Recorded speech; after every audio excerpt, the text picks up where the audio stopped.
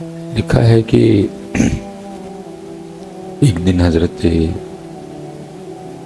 سلطان محمود غزنوی رحمۃ اللہ تعالی علیہ اپنے بڑے ہی محبوب غلام ایاز کو نا ایک انگوٹھی دی اور کہا ایاز کو اس طرح کی بات بتاؤ کہ اگر میں خوش ہوں تو غمگین ہو جاؤں اور اگر غمگین ہوں تو خوش ہو جاؤں، کیونکہ حضرت جی حکمت عطیہ خداوندی ہے، اللہ جس کو چاہے عطا کرے، نہ اس کا کوئی برادری سے تعلق ہے، نہ اس کا کوئی خوبصورتی سے تعلق ہے، اور نہ اس کا کوئی پیسے سے تعلق ہے، یہ اللہ کی عطا ہے، اللہ جس کو چاہے عطا، اور اللہ عطا فرماتا ہے۔ اللہ حضرت محمود غزنوی رحمۃ اللہ تعالی علیہ، آپ تو بادشاہ تھے اور عاشق رسول تھے، ان کے لیے کتابوں میں لکھا ہے کہ یہ ہر روز 1,00,000 بار حضور نبی پاک علیہ الصلوۃ والسلام کی بارگاہ میں درود و سلام کا تحفہ پیش کیا کرتے تھے۔ حضرت محمود غزنوی رحمۃ بڑے زبردست عاشق رسول تھے، اور کیونکہ ایک عادل حکمران تھے، سومنات فتح کیا، تو حضور نبی پاک علیہ الصلوۃ والسلام نے پھر کیونکہ اتنا زیادہ درود پاک پڑھنے کی وجہ سے اچھا خاصا وقت لگتا تھا، پھر ایک رات حضور نبی پاک علیہ السلام نے کرم نوازی فرمائی اور آپ کو خواب میں درود لکھی عطا فرمایا، اور فرمایا محمود پڑھے گا تو ایک بار ہی لیکن ثواب 1,00,000 بار پڑھنے کا ملا کرے گا، اسے پھر اس کا نام ہے درود لکھی۔ آپ پڑھا کریں اپنے گھروں میں نا، آپ معمول بنائیں درود لکھی، درود تاج، ان کو پڑھا کریں۔ آپ سپرے کے اثر کو تو مانتے ہیں لیکن پتہ نہیں اس کو کیوں نہیں مانتے، مکھیوں کا سپرے ہو رہا ہے، مچھروں کا سپرے ہو رہا ہے، ڈینگی کا سپرے ہو رہا ہے، وہ ہینڈ سینیٹائز ہو رہے ہیں، ان چیزوں کو مانتے ہیں، پتہ نہیں اس کو کیوں نہیں مانتے۔ اب ایسے کہتے ہوں گے نہیں ہم مانتے ہیں، اگر آپ مانتے تو آپ پڑھتے اپنے اپنے گھروں میں اس کو۔ ہم شاید ادھر سے مانتے ہیں، ادھر سے کوئی نہیں، اگر ہم مانتے تو ہم کرتے اس کو۔ درود لکھی، درود تاج، دعائے جمیلہ، یہ وہ چیزیں ہیں کہ وقت بڑا تھوڑا تھوڑا لگے لیکن ان کے فوائد بے تحاشا ہیں۔ سورہ یاسین، سورہ ملک، دیکھو نا کتنی بڑی بات ہے۔ محبوب علیہ السلام فرما رہے ہیں جو ہر شام سورہ واقعہ پڑھے گا اس کو فاقہ نہیں آئے۔ بھائی اور کیا چاہیے آپ لوگوں کو؟ کون فرما رہے ہیں؟ حضور نبی پاک علیہ السلام۔ ان سے آگے کسی کی بات ہے؟ لیکن پڑھنی ہم نے، پھر بھی انشورنس جائز ہے نجائز ہے، بینک کو پیسے لینے جائز نہیں نجائز، یہ پوچھیں گے۔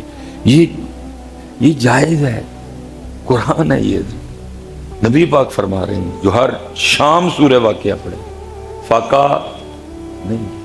بھائی خود پڑھو، بچوں کو سکھاؤ، اپنی بچیوں کو سکھاؤ، ٹینشن فری ہے،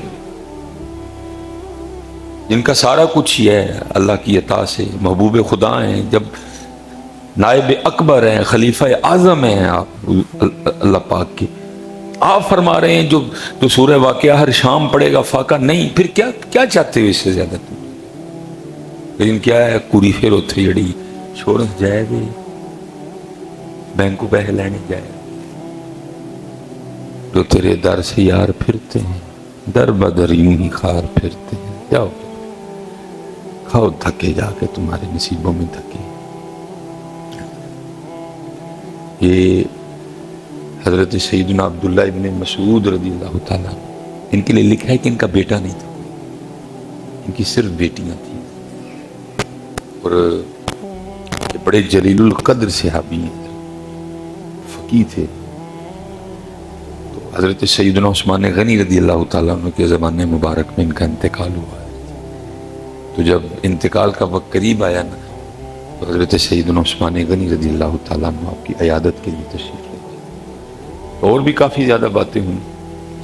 تو آپ نے فرمایا عبداللہ تمہارے تو انتقال کا وقت قریب ہے، تمہاری حالت بتا رہی، تمہاری بیماری، تو اگر تم کہو تو میں تمہاری بچیوں کے لیے کوئی روز کے پیسے نہ مقرر کر دوں تاکہ تمہارے انتقال کر جانے کے بعد تمہاری بچیوں کو کسی قسم کی پریشانی نہ ہو. ظاہر ہے والد کا انتقال ہو گیا، بھائی ہے کوئی نہیں، تو پھر کیسے ہوگا؟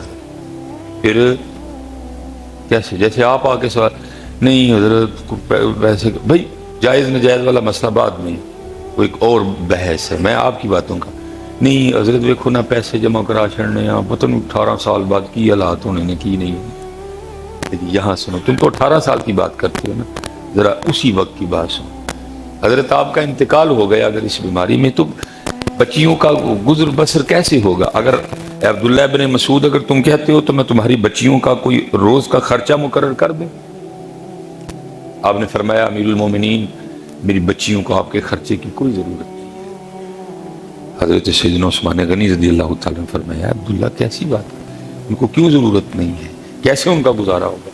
آپ نے فرمایا میں نے اپنی بچیوں کو سورہ واقعہ سکھا دی ہے اور میری بچیاں روزانہ سورہ واقعہ پڑھتی بھی ہیں، ہر شام پڑھتی ہیں.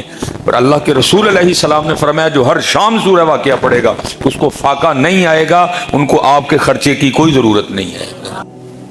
نہیں سکھائی ہم پھر بھی جو تیرے در سے یار پھرتے در بدر خار. دوجی گل نہیں میرے خیال سے حضرت جی قربان صرف دو، ایک سورہ یاسین دوسرا سورہ واقعہ، باقی میں نے کہہ رہا نہیں اس کو حضرت جی صبح وہ شام کو یہ اور پھر سورہ ملک، تینوں کو تو حضرت جی لازم کر لو. اللہ کی قسم ہے سکون اتر آئے گا آپ کی زندگی میں. پہلا فرمایا جو نماز فجر پڑھ کے سورہ یاسین پڑھے اس دن کے سارے کام اللہ کے ذمہ ہیں، کام اللہ کے ذمہ ہو گئے، ٹھیک ہو گیا. جو ہر شام سورہ واقعہ پڑھے فاقہ، یہ بھی ٹینشن گئی. اور جو سورہ ملک ہر رات پڑھے گا اپنا معمول بنائے گا، ہر شام ہر رات سونے سے پہلے سورہ ملک، تو حدیث پاک کا مفہوم ہے بروز قیامت اگر کوئی معاملہ ادھر ادھر ہو گیا، نیکیاں کم پڑ گئیں، گناہ زیادہ ہو گئے، حکم جہنم کا آ گیا، تو حدیث کا مفہوم ملتا ہے کہ سورہ ملک اللہ سے جھگڑے گی. رب کریم یہ مجھ سے پیار کرتا تھا، یہ مجھے روز پڑھتا تھا، میں نہیں اس کو جہنم میں جانے دوں. تو اللہ پاک فرمائیں گے نیکیاں کم ہیں، گناہ زیادہ ہے. تو پھر سورہ ملک آگے سے کیا کہے گی؟ اگر اس کو جہنم میں بھیجنا پھر مجھے قرآن پاک سے نکال دو. اب سورہ ملک تو نہیں نا نکالی جائے گی، پھر کیا ہوگا؟ سورہ ملک پڑھنے کی وجہ سے اس شخص کو جنت میں بھیج دیا جائے. لیکن کیا ہے پڑھنی ایسی